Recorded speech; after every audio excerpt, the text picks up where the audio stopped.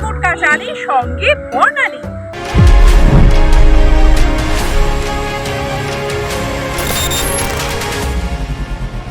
Vote যত এগিয়ে আসছে তারও চড়ছে রাজনৈতিক উত্তাপে। আর নজর কাড়া কেন্দ্র হিসেবে বিষ্ণুপুর লোকসভা কেন্দ্র এবারের নির্বাচনে একেবারে জমজমাট। কারণ এবছর প্রতিদ্বন্দ্বিতা করছে স্বামী বনাম স্ত্রী ধরে, প্রাক্তন স্বামী বনাম প্রাক্তন স্ত্রী। কারণ সেখানে রয়েছেন প্রার্থী সুজাতা মণ্ডল এবং তার বিপরীতে রয়েছে বিজেপি প্রার্থী সৌমিত্র খা। সব মিলিয়ে একেবারে জমজমাট কাহিনী। জমি উঠেছে বাঁকুড়ার বিষ্ণুপুর কেন্দ্রের লড়াই আসরে প্রাক্তন স্বামী বনাম প্রাক্তন স্ত্রী, অর্থাৎ সুজাতা মণ্ডল বনাম তার প্রাক্তন স্বামী সৌমিত্র খা।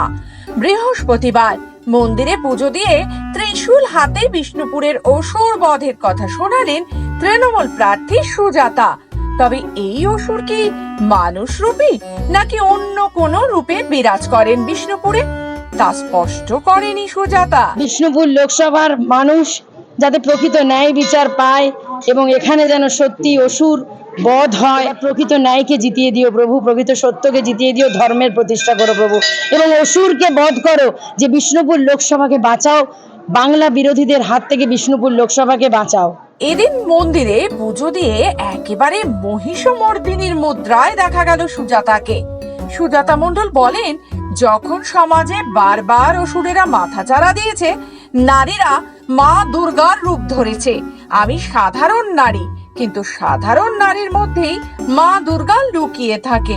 আমি বিষ্ণুপুর লোকসভায় বিজেপি নামক অসুরকে বধ করে বিষ্ণুপুরকে বাঁচাবো। বিষ্ণুপুর লোকসভার মানুষ যাতে প্রকৃত ন্যায় বিচার পায় এবং এখানে যেন সত্যি অসুর বধ হয়, প্রকৃত ন্যায়কে জিতিয়ে দিও প্রভু, প্রকৃত সত্যকে জিতিয়ে দিও, ধর্মের প্রতিষ্ঠা করো প্রভু এবং অসুরকে বধ করো।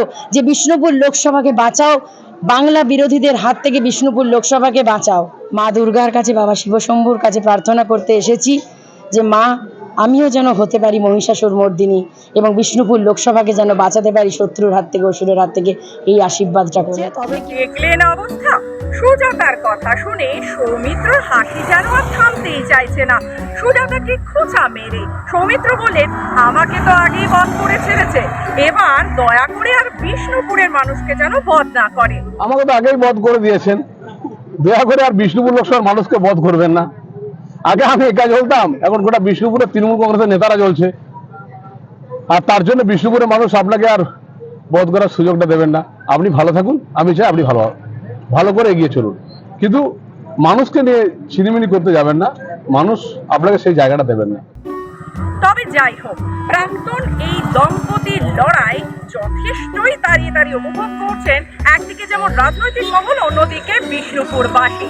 আর সব মিলিয়ে ওই যে বললাম, একেবারে জমজমাট পর্ব। আগামী দিনে এই দুজনের প্রচার যুদ্ধ আরো যে কি মজার খবর নিয়ে আসে তার দিকেই তাকিয়ে আমরাও।